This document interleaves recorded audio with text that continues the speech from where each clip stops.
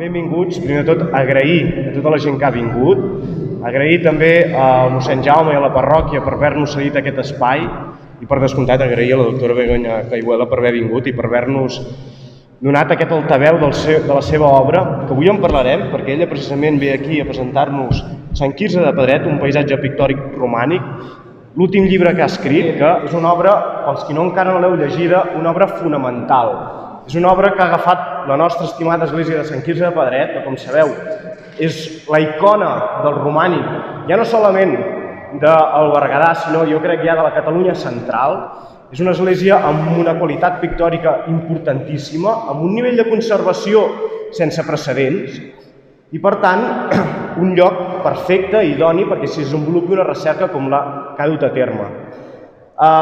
És una obra, ja us anuncio, que no solament du a terme aquesta immersió que es capbussa completament en aquest magnífic univers que és gairebé infinit, un univers ple de detalls. Aquestes pintures tenen multitud i multitud d'aspectes que donen molt de si per estudiar-los. Doncs no solament s'ha capbussat aquí, sinó ha fet un estudi històric de l'Església, ha posat al dia moltes de les recerques que s'han fet aquests últims temps, les ha posat al dia, ha fet un estat de la qüestió, podríem dir, i és una obra que per aquell qui vulgui entendre l'Església de Pedret i què sabem d'ella a dia d'avui, és d'obligat compliment la seva lectura.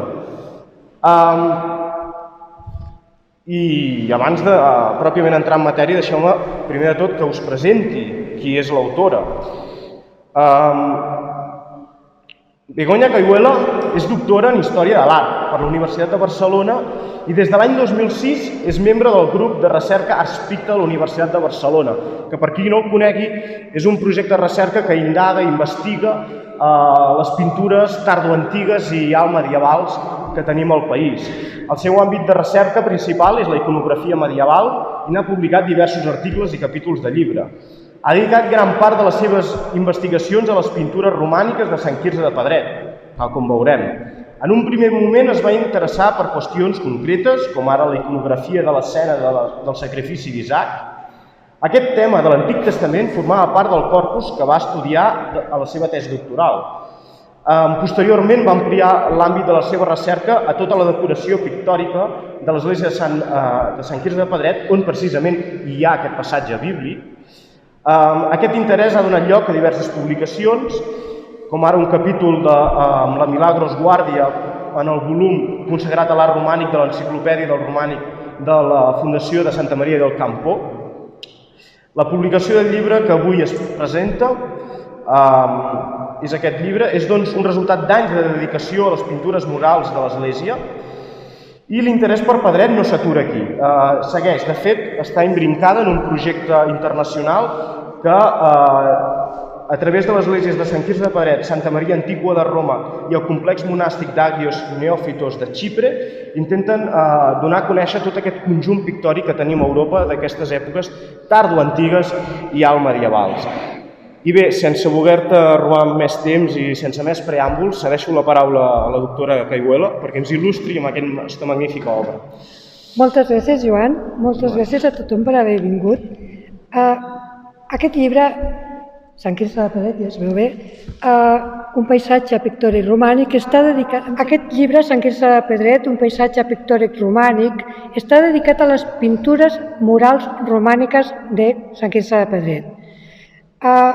Aquest concepte de paisatge, i per això he posat en aquesta diapositiva una fotografia aèria de Sant Quirze de Pedret, el que vol és trobar com era el paisatge, no només físic, no només com era l'entorn de Pedret, l'entorn paisatgístic, l'entorn de xarxes de comunicació, sinó també el paisatge cultural, el paisatge religiós, el paisatge històric, el paisatge de persones que van crear les pintures, unes pintures excepcionals, com ha dit en Joan, que, per exemple,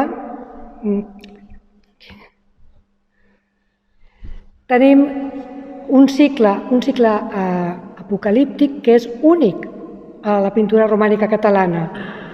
Aquest cicle apocalíptic, en realitat, només podem, per trobar-ne referents, només podem anar fins a Itàlia, per exemple, o alguna cosa, per exemple, a Poitiers. Per tant, és una cosa realment excepcional. Deia que el cicle apocalíptic de Sant Quirze de Pedret és realment excepcional i que no tenim cap referent aquí al romànic català, sinó que hem de sortir fora, hem de viatjar fins a Itàlia.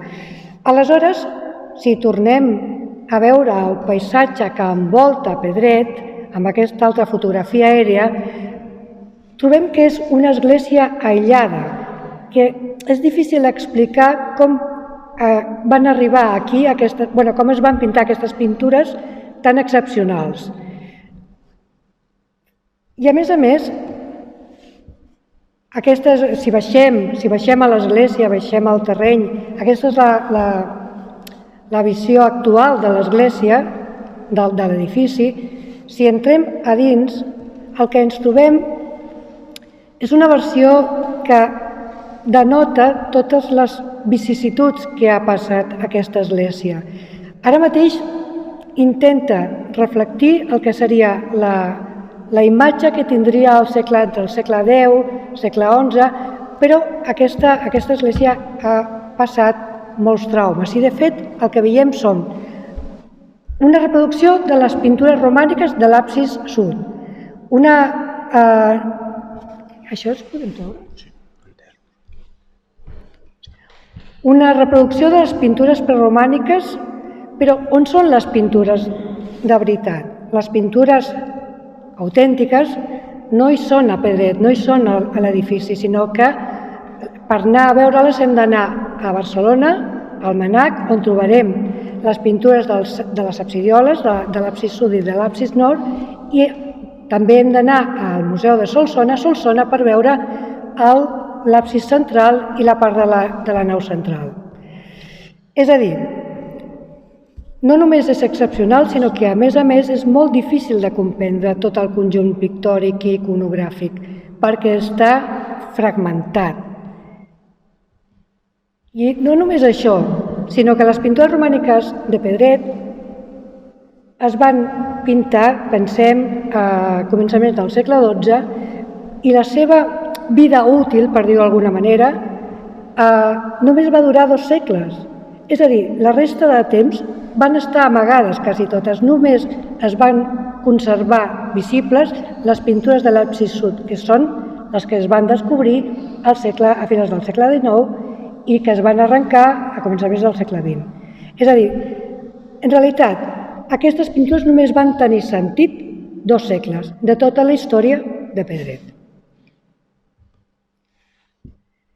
I així és com comença aquest llibre de Sant Quirze de Pedret, parlant d'aquesta fragmentació del descobriment dels arrencaments i de la dispersió de les pintures, que ens dona aquesta imatge que és difícil de copsar tot el conjunt. El primer capítol el que tracta és de com s'ha creat aquesta imatge fragmentada de les pintures a través de reproduccions que es van fer quan encara eren in situ aquestes pintures. Es van donar, a través de reproduccions, a través de fotografies, es va donar una imatge, diguem-ne, fragmentada perquè només hi havia visibles les pintures de l'absis sud. Després, el llibre explica els arrencaments de 1921 i com van ser traslladats a Barcelona. Aquesta part és la més estudiada, per tant jo el que faig és recollir la informació i fer-ne un resum. I finalment el que es tracta també són els arrencaments de 1937 i com van arribar a Solsona. Aquí sí que hi ha hagut una tasca més de recerca a nivell d'arxius per mirar perquè hi ha molts punts foscos en aquesta història de l'arrencament de l'època de la Guerra Civil, i el que s'intenta és fer un relat per d'explicar aquests punts foscos. Què va passar amb les pintures des que s'arrenquen fins que arriben les arrenca a Gudiol, fins que arriben a Barcelona, allà les traspassen, però què passa amb tot això? I aquest capítol el que utilitza és moltes fonts d'arxiu per explicar aquesta història, que és una història bastant complicada.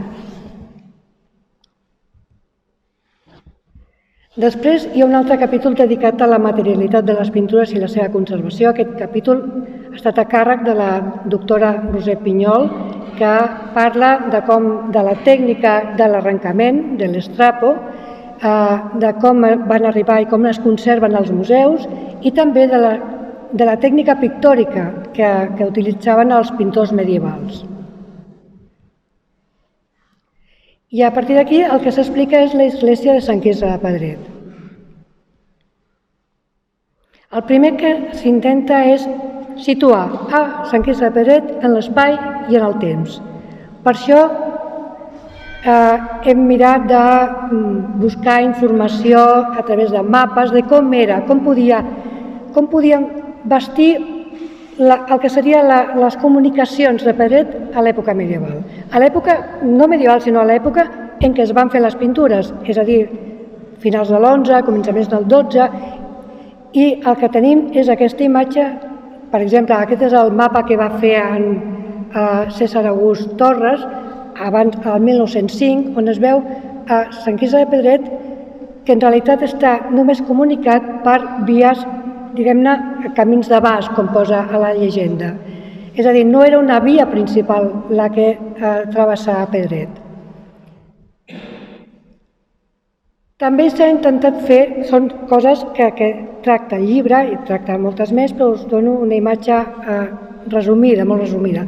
Per exemple, una de les coses és, sempre que es pensa en Pedret, per exemple, pensem que la toponímia està relacionada amb l'entorn on s'assenta l'església, on es va edificar l'església, que és un subsòl, un sòl pedregós.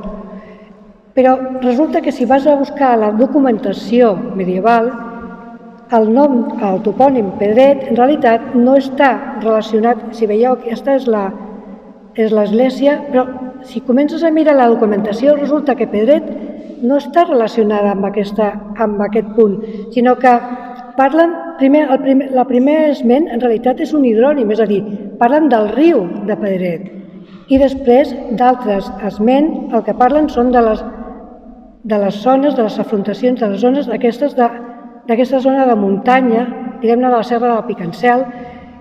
És a dir, que tota la documentació de Pedret, en realitat, que tenim, els esments de Pedret, no estan referits a aquesta zona, sinó a més enllà, la zona de Borredà.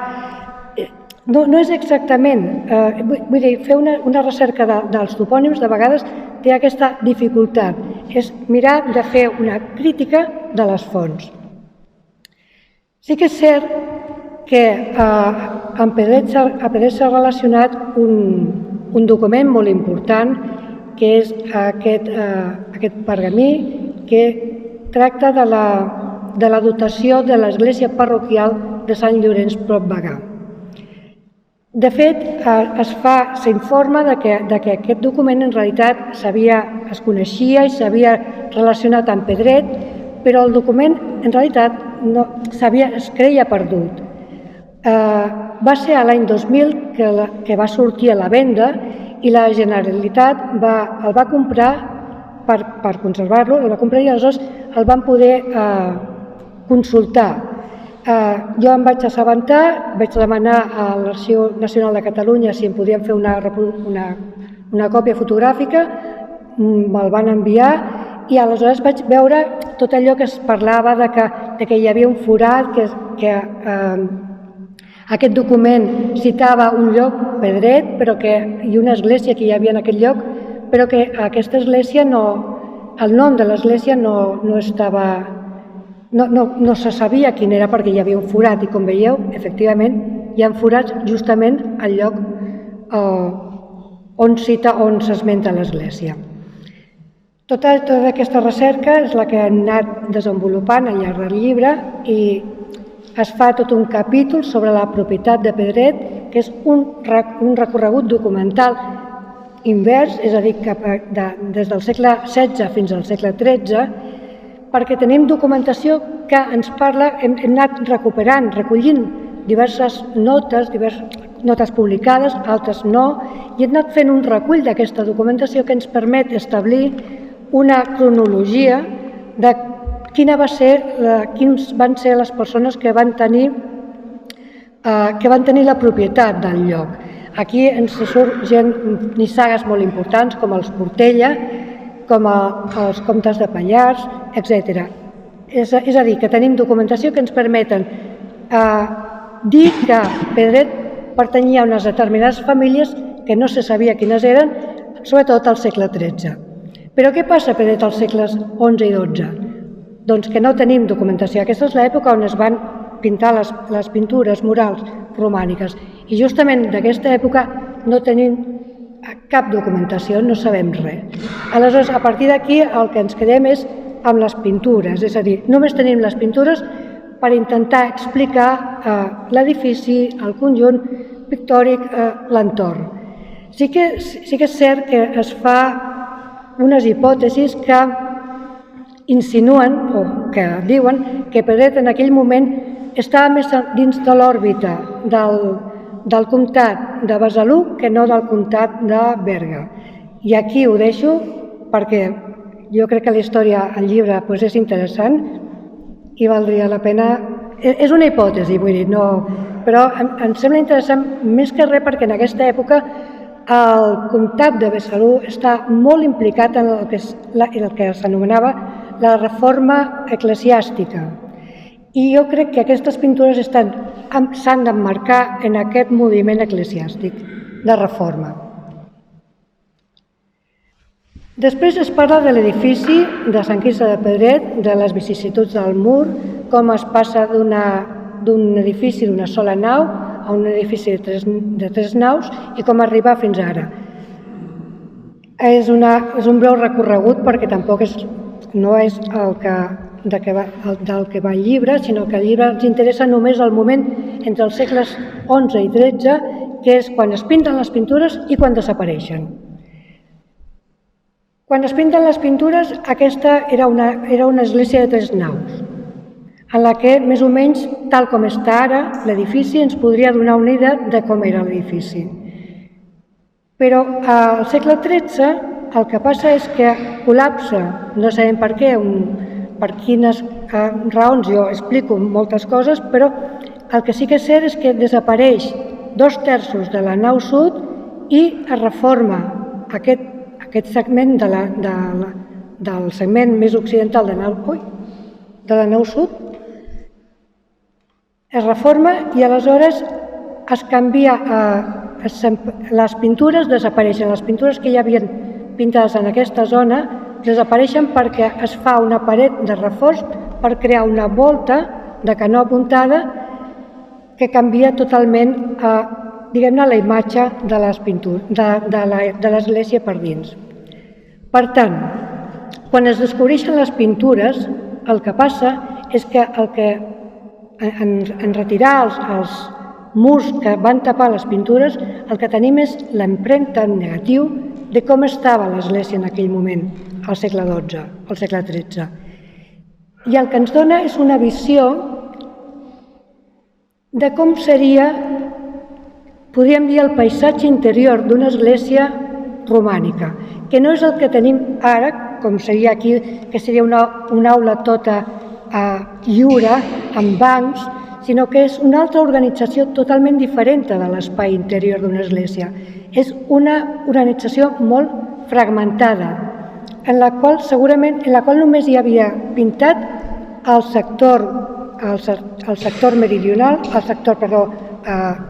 oriental, mentre que el sector central no va estar en cap moment pintat.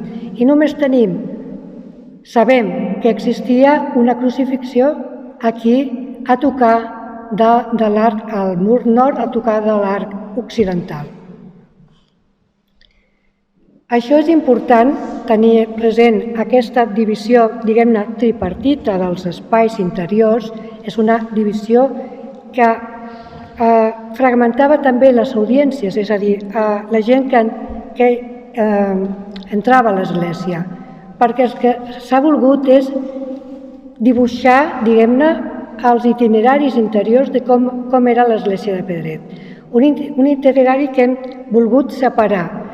D'una banda hi hauria el clergat, que és el que realment veuria les pintures, que entrarien per la portalada sud, mentre que, diguem-ne, els laics només tindrien accés al que seria el crucificat que existia aquí en aquesta paret. Aleshores, el que jo proposo és que no s'entrava directament a l'aula central, sinó que es girava cap a l'absidiola sud, que era la veritable entrada a l'església. I a partir d'aquí es feia el recorregut cap a les altres parts de l'edifici, que en acabat era la part més sagrada on se celebrava la litúrgia.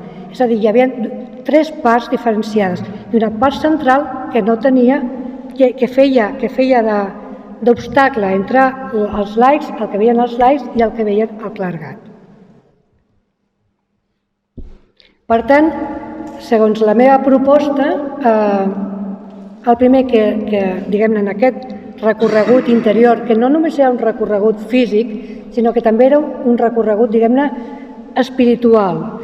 El que s'entrava era a l'església a partir de l'entrada a l'absis sud, on està representat a dalt la Verge amb el nen.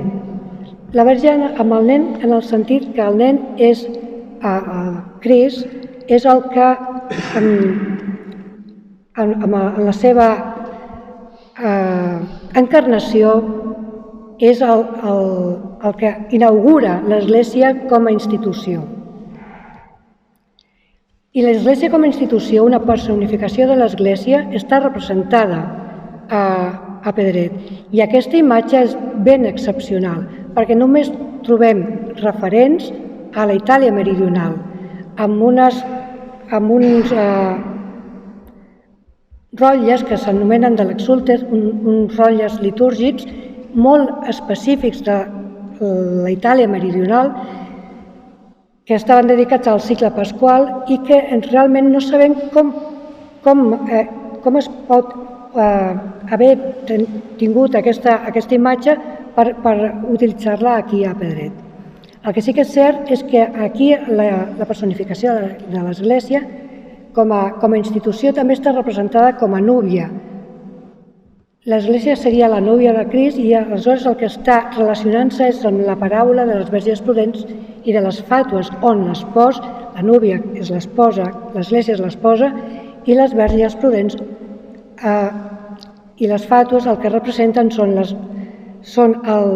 diguem-ne, el fidel, el cristià, que ha de purificar-se per poder arribar al banquet amb Crist.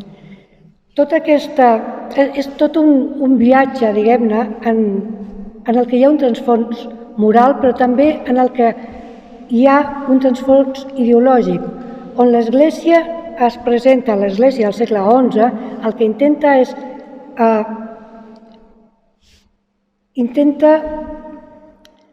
reformar-se i intenta lluitar contra 2 vicis que en aquell moment estaven molt estesos.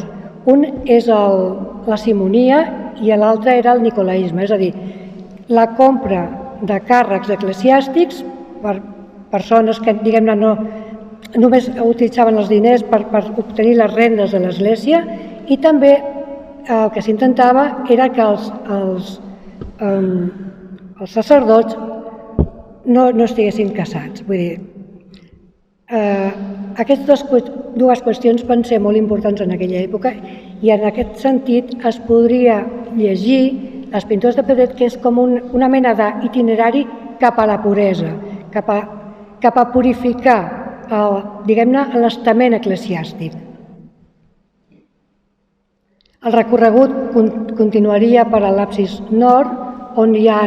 Aquesta és la part que ha quedat molt més malmesa i aleshores s'ha representat un col·legi apostòlic, però sobretot el que hi ha és el tro, el que és més important és el tro de Sant Pere, és a dir, l'Església com a institució és el que es vol reivindicar. I aquest seria la part de la nau central. Si us fixeu, m'agradaria que veieu que el que està més decorat és la zona del frontis, la zona de la paret transversal, però que en realitat aquesta zona d'aquí, sobre els arcs, està pintada en blanc. És a dir, tota la decoració s'acumula a la zona d'aquesta paret. Hi ha aquest sentit de decoració icònica i anicònica segmentada. En aquesta zona el que representa és un espai com preliminar. Es presenten models del que seria aquesta reforma, models de comportament, models de salvació. Aquí jo penso també que la qüestió de la llum, de la il·luminació també és molt important i que s'ha de tenir en compte a l'hora d'estudiar les pintures, i per això suposo que al Museu de Solsona també han afegit aquest punt, que és simular d'alguna manera la il·luminació, perquè la il·luminació també era una cosa molt important a l'hora de visualitzar. Clar, no hi havia llum elèctrica. La llum era la que entrava per les finestres i la llum que donaven les candeles, les làmpades. Per tant, no era la mateixa il·luminació que tenim aquí. Com es veien les pintures? Tota aquesta és una investigació que s'ha de fer per entendre millor aquestes decoracions romàniques. Després, la zona de l'arc és una zona, per mi, de trànsit, on estan representats Caín i Abel, que aquesta és una iconografia molt típica del romànic català, i que estan sempre situats en una zona de passatge.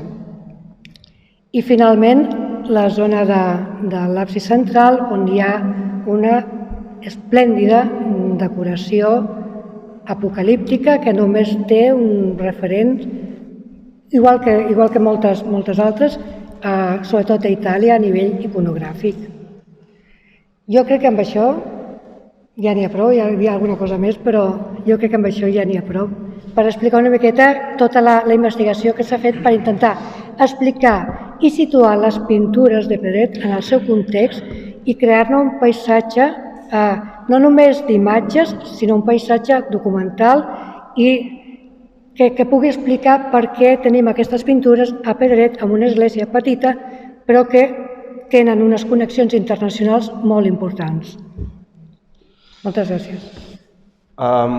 Molt bé. Jo parlaré sense micro. No sé si em sentiu allà darrere, intentaré projectar la veu tot el que pugui. Com heu vist, toca molts temes. Tots aquests temes estan àmpliament desenvolupats al llibre. Per tant, si algú li ha interessat algun d'aquests temes o li ha agradat molt l'atenció, és d'obligat compliment recórrer aquesta obra. Ja veieu que és un senyor totxo. Per tant, és una recerca molt àmplia, de molts anys. Jo la primera pregunta que em surt a fer-li amb ella és per què Pedret?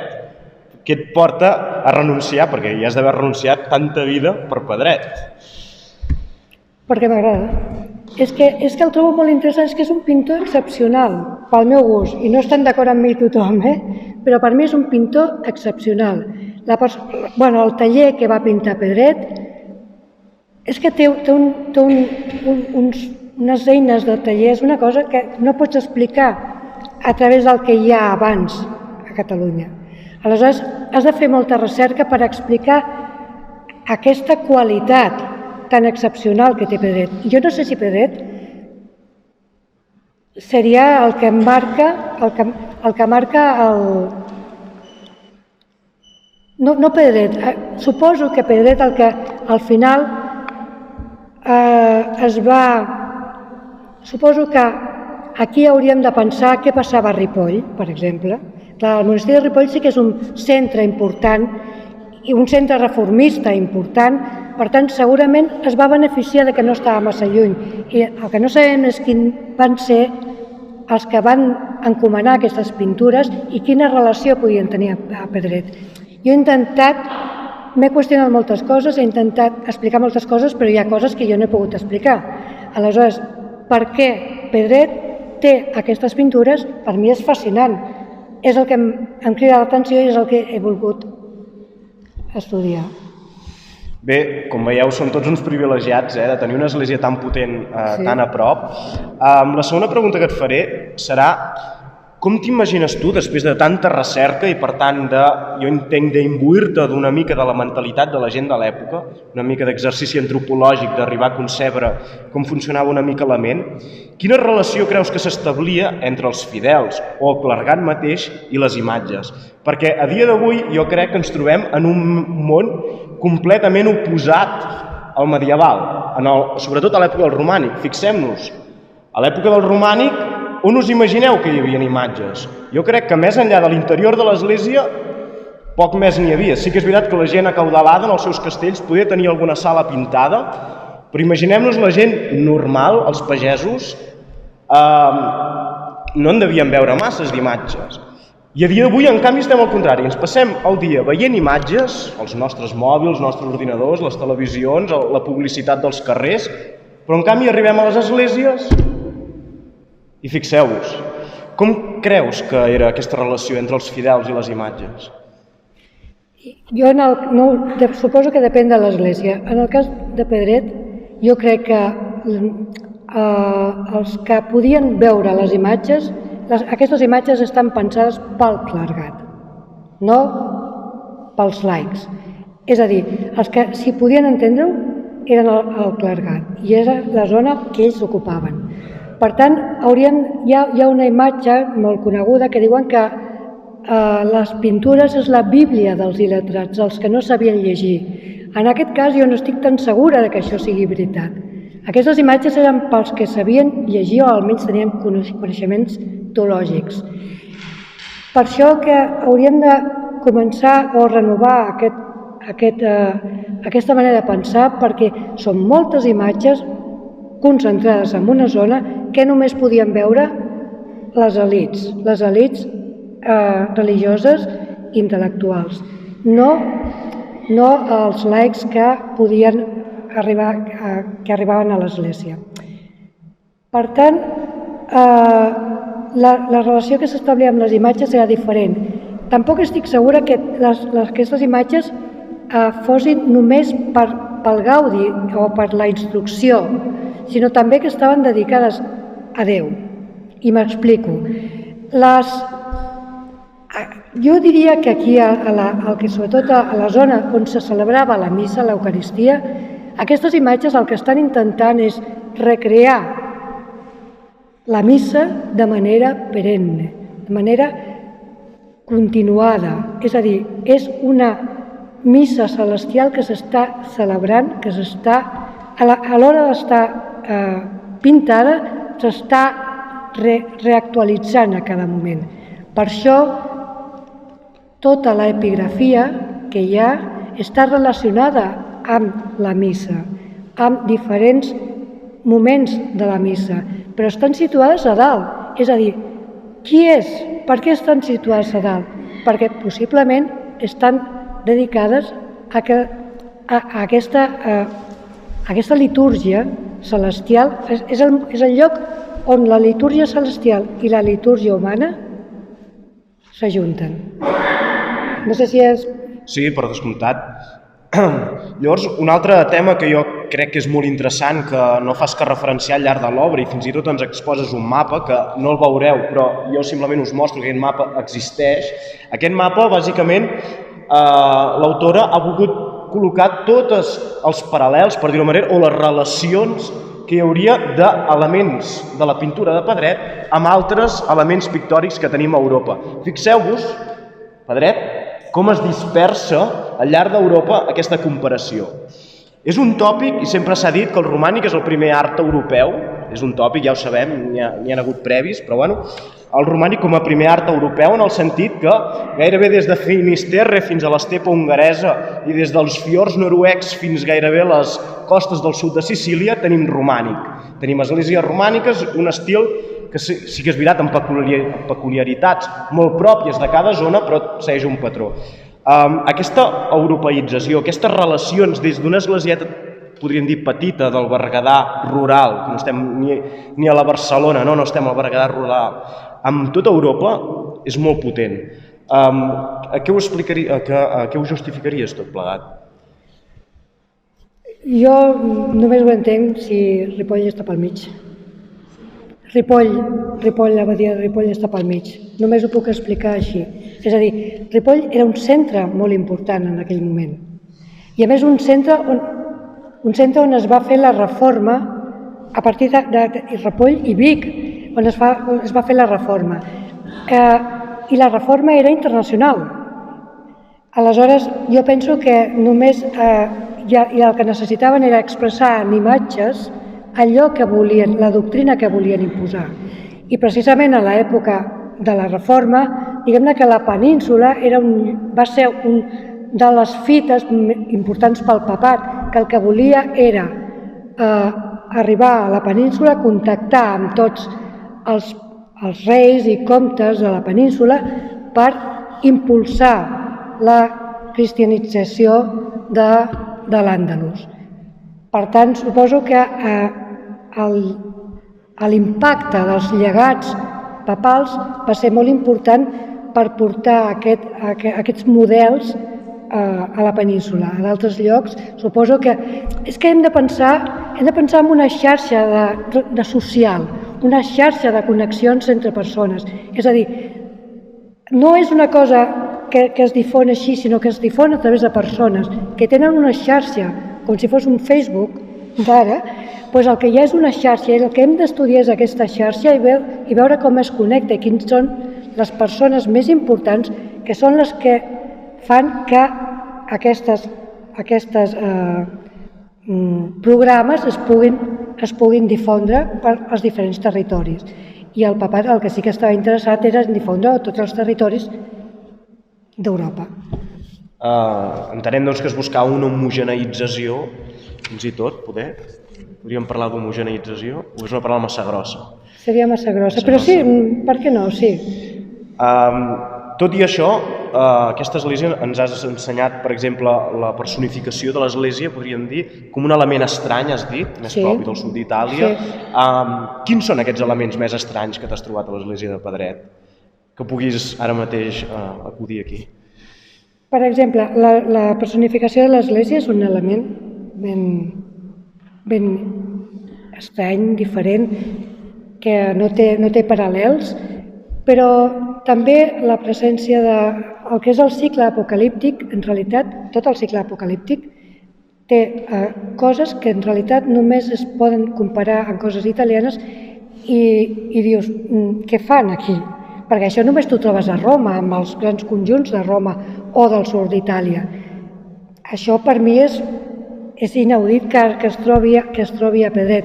El que passa que el problema és que no coneixem el que hi havia a Ripoll, perquè pensem que hi havia pintures, no coneixem el que hi havia a Barcelona, a la catedral de Barcelona. És a dir, ens falten molts conjunts per tenir un paisatge pictòric complet. I el que ens queda és Pedret, per exemple. I a partir de Pedret hem de fer generalitzacions per saber com era la resta, la que no ha quedat, que no ha sobreviscut. Ripoll i el monestir de Sant Llorenç i el monestir proper de la Portella, que segurament jo penso que... I la Portella, exacte, és un gran enigma la Portella. Per mi, en aquesta època. Llavors, l'església de Pedret, per tant, tu te l'imagines completament connectada en una xarxa, almenys els mestres que van recórrer, perquè eren mestres, entenem, de gran qualitat. Sí, no, el que jo crec que és connectada era la persona que va encomanar les pintures. El problema és que no tenim cap documentació. No tenim de qui era la persona el que va encomanar aquestes pintures. Això és el que no tenim la documentació. Però segurament era una persona que està molt ben connectada, com podien ser, per exemple, els senyors de la Portella. Jo crec que, i en aquest sentit, és el que hauríem de, si es trobés alguna documentació, seria molt interessant per poder trobar aquesta xarxa, perquè al final són relacions entre persones. Això és el que ens explicaria per què tenim això aquí, aquestes pintures tan magnífiques. L'església, molts d'aquests temes pictòrics de ben segur devien guardar, abans que tu comencis la teva recerca, devien guardar molts enigmes. Jo penso, per exemple, ara m'ha vingut al cap que tu llences la hipòtesi que el de l'absidiola, que no la veiem, el de l'absidiola de migdia, el sant aquell que apareix escrivent, que podria ser Sant Gregori. Quins són aquests enigmes que tu creus que has resolt o quines són les coses més novedoses? No vull que expliqui la justificació, perquè espero que us la llegiu, la justificació del llibre, però sí alguns titulars que ens poguessis donar d'algunes descobertes.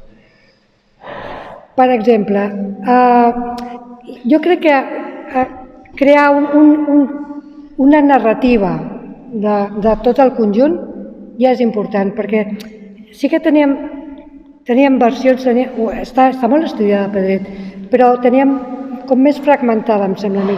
Aquí el que s'ha volgut fer és això, una narrativa general, un discurs de per què, un itinerari de per què aquestes pintures, però potser a mi, és que no tinc aquí la imatge, una de les imatges que més m'ha cridat l'atenció és aquesta, aquí, que hi ha un home molt petit que està cavalcant una figura, un au, per exemple.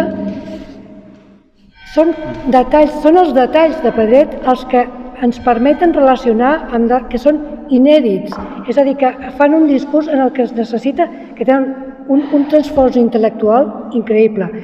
Sí que és cert que he fet aquí un treball de molta erudició. Jo no sé si les persones que van encomanar l'església o les que van pintar l'església tenien tot aquest bagatge.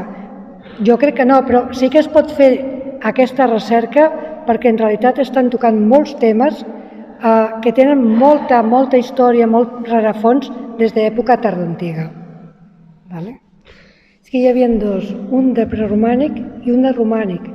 I jo crec, aquesta és la meva hipòtesi, és que el que coneixem, que tenim fotografies fragmentàries, és el preromànic. El romànic no tenim constància. Sí, no, però és cert. I és que és veritat, perquè segurament que era una aproximació diferent al sagrat, perquè hi ha constància de que no totes les parts de l'interior de l'església eren igualment sagrades.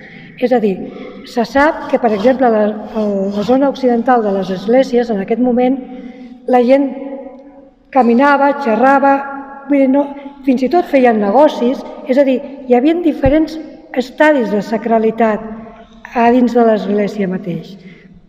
Per tant, la zona Santa Santorum era l'absis central i és aquí on es concentra tota aquesta sacralitat. Per això hi ha una zona de trànsit, per això es tanca més, per dir-ho d'alguna manera.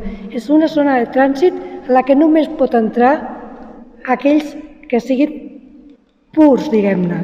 El sacerdot que no estigui contaminat, en aquest cas, i en aquesta lectura de reformista, seria que no pot entrar aquell sacerdot que no estigui contaminat ni per la simonia ni pel nicolaisme. És a dir, s'intenta donar aquesta visió de que és important la puresa, que és important estar sempre vigilant i no caure amb el pecat que estaria simbolitzat, per exemple, per la sirena. Els cants de la sirena seria t'està dient sempre que has d'estar vigilant, igual que la paràbola de les verges. És a dir, sempre hi ha aquesta advertència de que sempre has d'estar vigilant i per poder entrar a la zona més sagrada t'has d'alliberar dels pecats i has de ser un... Per això està dedicat al clergat, perquè és el clergat el que s'ha de reformar, és el que ha de tenir una consciència molt clara de l'Eucaristia i de tota la seva sacralitat. Són hipòtesis. El que passa és que ara estem superant aquesta noció del mestre de Pedret. Per això jo no en parlo, del mestre de Pedret. Diguem-ne que és complicat explicar, d'una banda, la iconografia, perquè està relacionada amb el centre d'Itàlia i del sud d'Itàlia, i un altre l'estil, que parlava ella. És un estil que no el pots relacionar amb aquestes zones. És com si fos la confluència de dues coses diferents. Aleshores, el problema és que no tenim dades, no tenim documentació. Jo no puc més que fer comparacions, quan les fan a nivell tècnic o a nivell estilístic o a nivell iconogràfic, però no podem saber res més i tampoc sabem com funcionaven els tallers en aquesta època. És que no tenim cap dada. De vegades fem inferències a través del que se sap dels tallers més tardans, gòtics, però com funcionaven els tallers romànics? És que no sabem res. Bueno, jo no sé res. Vull dir que el problema és aquest. Aleshores, sí que es fan moltes teories, però aquesta teoria del mestre Pedret, diguem-ne que estaria superada. Vale? Volem renovar en aquest sentit. No, i els aires de renovació sempre van bé perquè si no ens quedaríem estancats. I repeteixo, aquesta obra precisament és una renovació perquè ens farà canviar completament la mirada de l'Església. Jo ho relaciono amb la Reforma, ho relaciono amb Besalú, però estem parlant de finals de l'11, ¿vale? Però no ho sé, he de ser sincera, és que no ho sé. Poso començaments del 12 per posar una data.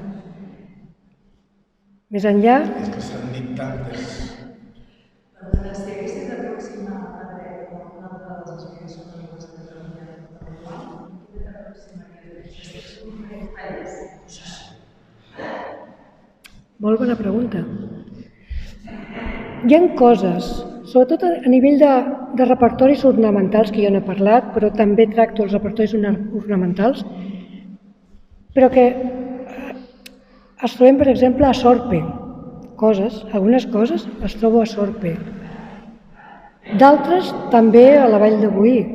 A la Vall de Boí també, algunes. Però som subtils, òbviament m'he